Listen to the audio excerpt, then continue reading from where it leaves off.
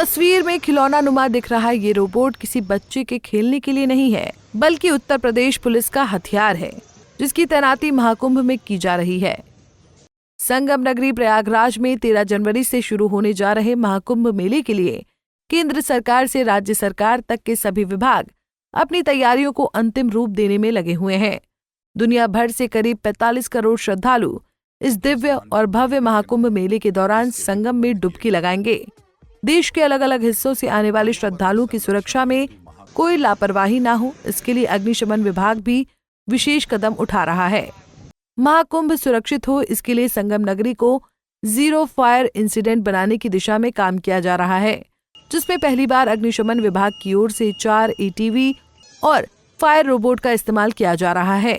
Fire department का लक्ष्य है कि प्रयाग आने वाले श्रद्धालुओं को किसी भी प्रकार की परेशानी न हो और वो पूरी तरह से सुरक्षित महसूस करें। इसके लिए तकनीक की मदद से कई पहल की जा रही है।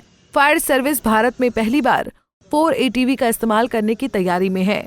बता दें कि इस तकनीक की खासियत है कि ये रेतीले या कीचड़ वाले क्षेत्रों में जाकर आसानी से आग बुझा सकते हैं। इसके अलावा पहली बार फायर रोबोट का भी इस्तेमाल करने की तैयारी है।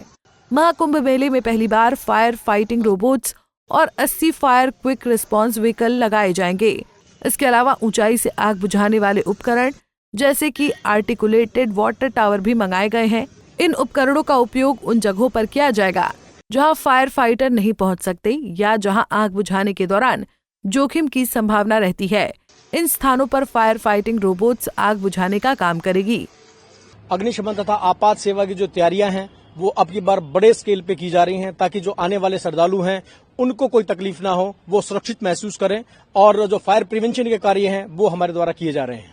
सर, जो ये आइटम है क्या है और किस तरीके से काम करेगा? देखिए, हमारे द्वारा जो 4 ऑल ट्रेन व्हीकल जो कि इंडिया में पहली बार फायर सर्विस के पास यूज हो रहे हैं, क्योंकि यहाँ पर काफी मड़ी और काफी जो सैंड वाला एरिया है वो है जहाँ पर टेंट्स लगते हैं। तो ऐसे एरिया के अंदर फायर फाइटिंग करने में जो बड़ी गाड़ियां हमारी होती थी या बाइक्स होती थी, उनको पहुंचने में काफी परेशानियों का सामना करना पड़ता था।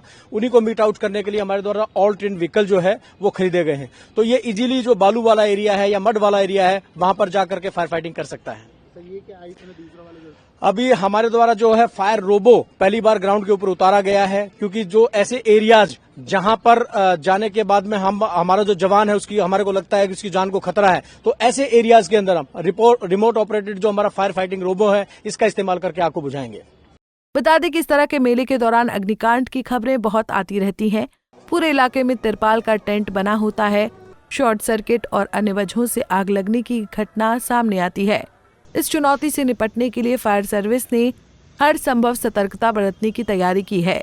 महाकुंभ मेले की तैयारी पर सीएम योगी आदित्यनाथ खुद नजर बनाए हुए हैं। आज एक बार फिर मुख्यमंत्री महाकुंभ की तैयारी देखने प्रयागराज पहुंचे, जहां उन्होंने संगम तट पर पूजा अर्चना की और सुरक्षा व्यवस्था का जायजा लिया।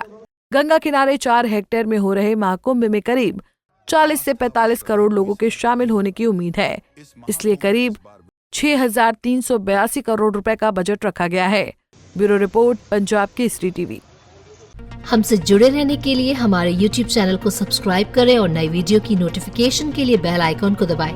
अगर आप ये वीडियो Facebook पर देख रहे हैं तो लाइक जरूर करें और ज्यादा से ज्यादा शेयर करें। धन्यवाद।